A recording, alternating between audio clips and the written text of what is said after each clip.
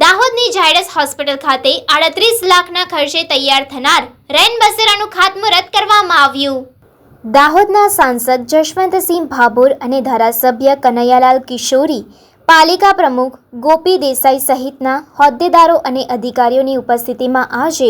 દાહોદની Zydus hospital ખાતે દર્દીઓના સગાઓને બેસવા અને સૂવા માટેની સુવિધા મળી રહે તે માટે 38 લાખના ખર્ચે તૈયાર થનાર રેન બસેરાનું ખાતમુહૂર્ત કરવામાં આવ્યું હતું। માર્ગ અને મકાન વિભાગના કાર્યપાલક ઇજનેર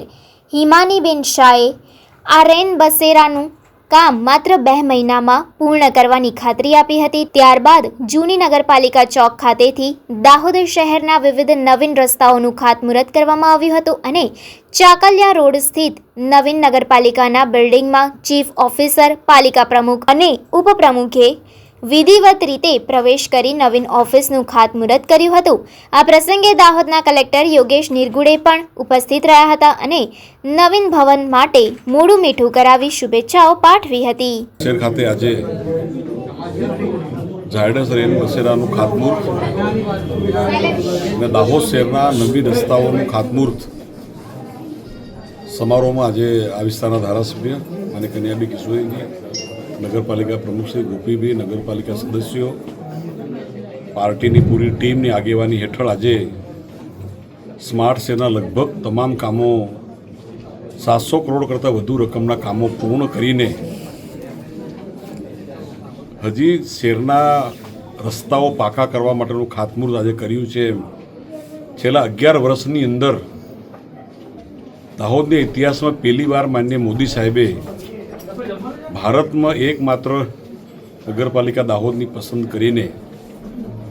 દાહોદના રોડ, રસ્તા, પાણી, વીજળી, આરોગ્ય, શિક્ષણ,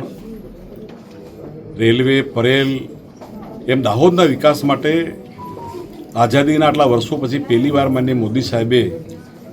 ખૂબ મોટી રકમ આપીને દાહોદનો ઇતિહાસ, એનો વિકાસ, એની આદિવાસી સમાજ અને એ સમાજની અંદર દાહોદ જિલ્લા મથક હોવાના કારણે દાહોદનું છાપ તળાવની હોય, ટ્રક ટર્મિનલ હોય, ટ્રાઇબલ મ્યુઝિયમ હોય, એમ અનેકવિધ કામો, કેન્દ્રીય વિદ્યાલય હોય, રેલવે, ઓવરબ્રિજ, અંડરબ્રિજ એમ લગભગ 11 વર્ષની અંદર અમારા ધારાસભ્યશ્રી,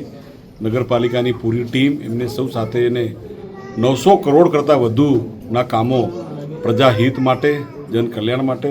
શહેરની સુવિધા માટે, દાહોદ સ્વચ્છ રહે, સુંદર રહે એના માટે નગરપાલિકાની ટીમ બી કામગીરી કરી રહી છે। આજના પ્રસંગે નગરપાલિકાની પૂરી ટીમ સ્માર્ટ સિટી ડેવલપમેન્ટ અંતર્ગત સ્માર્ટ સિટી દ્વારા નિર્મિત થયેલ આ નવનિર્મિત નગરપાલિકામાં આજથી લગભગ અમુક સમય પહેલાં રથયાત્રાના દિવસે આપણે શાસ્ત્ર વિધિથી આનામાં આપણે પૂજન અર્ચના કરીને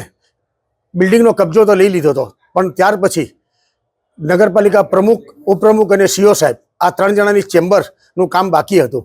એ આજરોજ આપ સૌ દેખી શકો છો, 3 ચેમ્બરો કમ્પ્લીટ થઈ ગઈ છે અને આ ચેમ્બરમાં બેઠા પછી અમને પોતાને છેલ્લા 4-5 મહિનાથી એવો અહેસાસ થાય છે કે આ બિલ્ડિંગમાં ખરેખર એટલી બધી સારી ઉર્જા છે અને પોઝિટિવ ઉર્જા છે। બસ આ જ પોઝિટિવ ઉર્જાથી અમે દાહોદના વિકાસના અલગ અલગ કામો કરી શકીએ એવી અમને પ્રભુ શક્તિ આપે એવી અભ્યર્થના સાથે આપ સૌ પત્રકાર મિત્રોનો પણ ખૂબ ખૂબ આભાર। ભારત માતા કી જય।